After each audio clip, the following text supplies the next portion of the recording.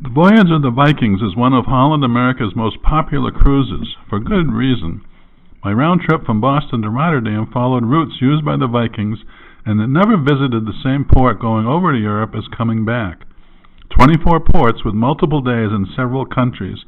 Only once did we have 2 sea days in a row without a port visit. Lots of luggage, food, and drink being loaded before we set sail. Living in New Hampshire, Boston was a very convenient starting and ending port for me. After stops in Bar Harbor, Maine, and Sydney, Nova Scotia, we visited Corner Brook, Newfoundland. The crew were always very friendly and helpful, and always busy. During the port stops, they could do exterior maintenance on the hull, and this was certainly extreme painting. A nice lunch at Jennifer's restaurant included listening to some traditional Newfoundland music.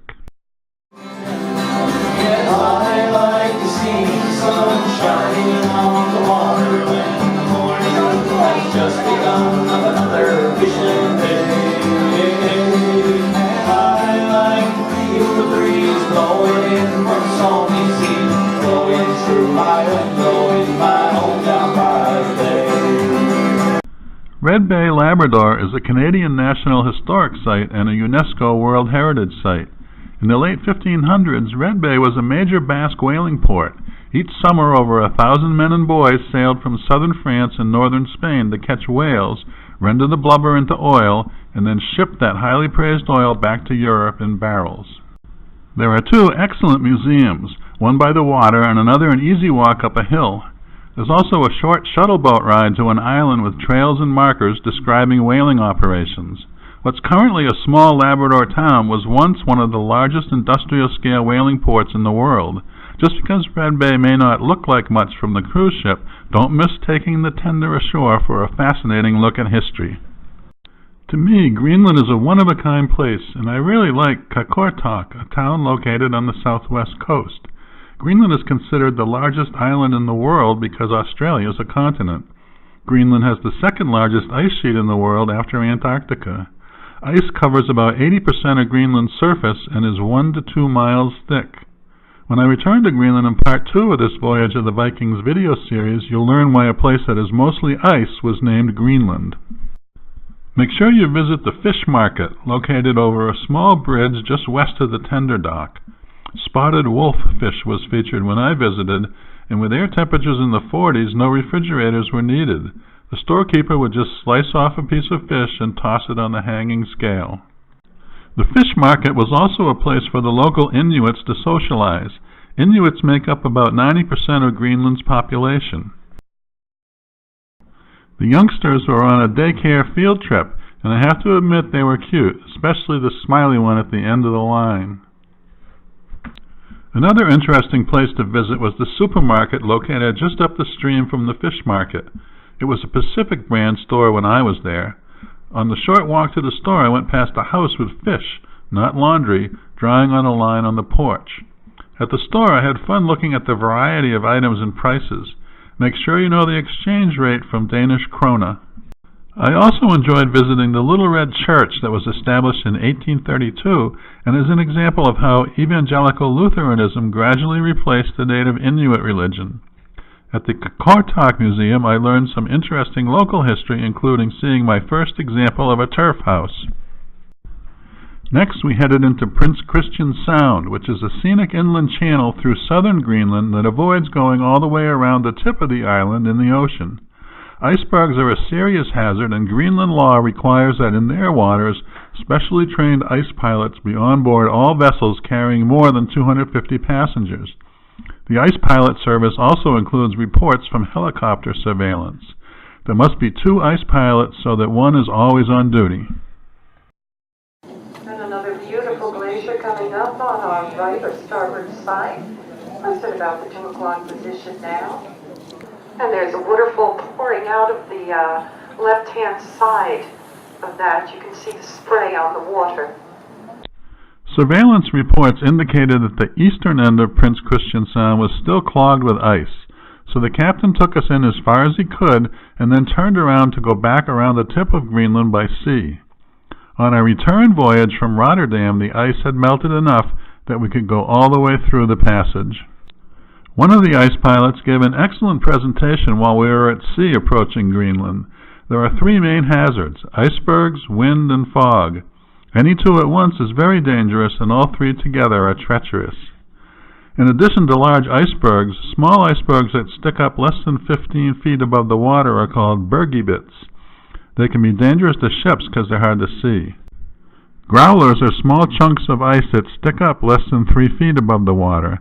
They get their name because air trapped in the ice can make a growling noise when it's released during melting.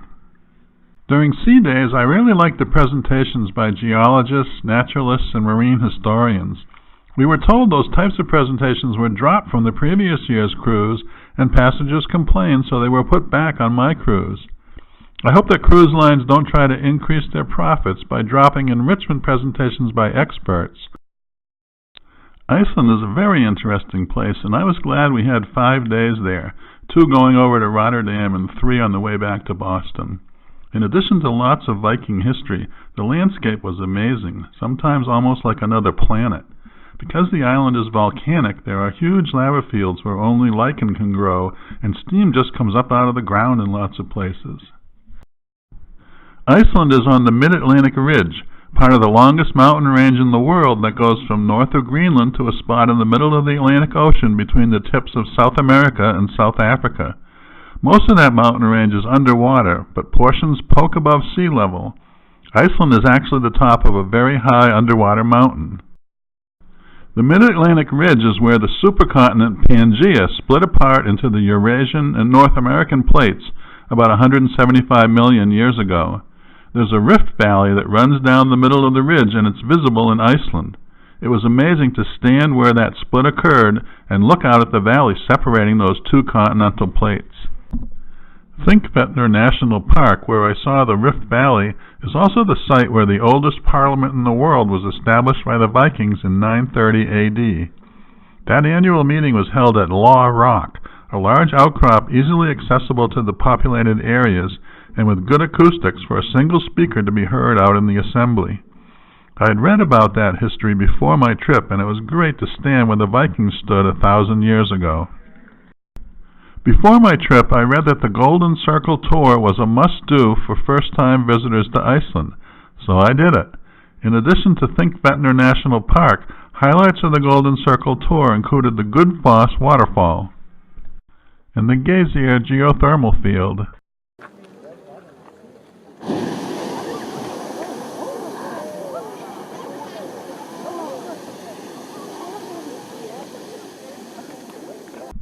The Hellisheidi geothermal power plant generates electricity using steam that's piped from an active volcano.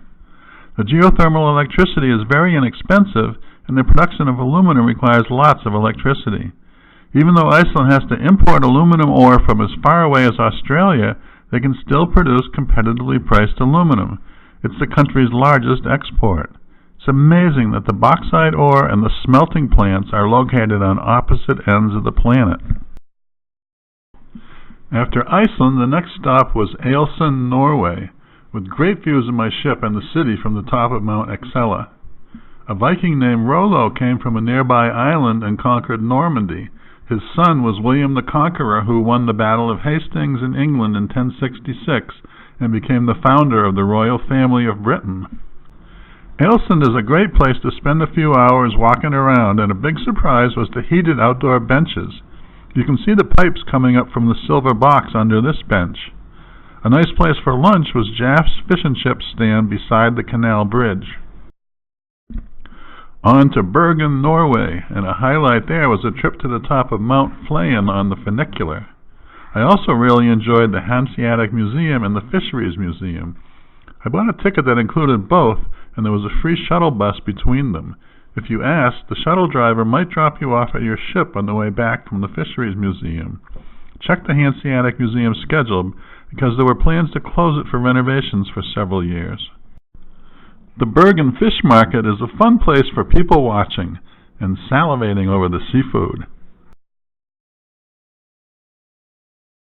Experience that you can do, believe me. Now, the first was scary. You think that you are brave? Come on, take a good seafood experience. Okay, now, thank you for your time. For lunch, I read reviews of a small restaurant called Sostrine Hagelin, located a couple of blocks from the fish market. One of my best food finds on the trip. They had an assortment of delicious fish cakes and the best fish soup I've ever had. That's it in the cup with the spoon standing up. An especially nice place for lunch if you're by yourself. After lunch, I walked by the city square and stumbled across an open rehearsal for an evening concert. Nice music and fun people watching.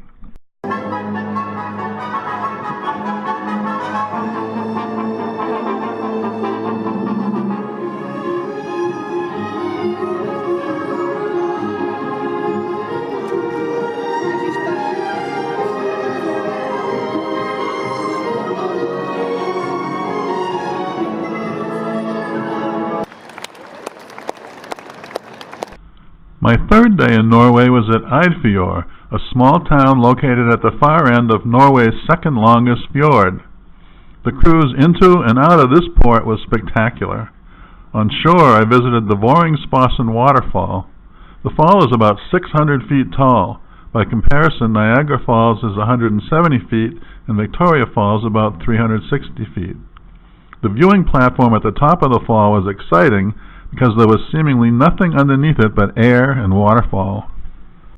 A day crossing the North Sea brought me to Rotterdam and the halfway point of my round-trip cruise. Please watch part 2 of my Voyage of the Vikings video with stops in all different ports on my way back to Boston. Here's a link to that video.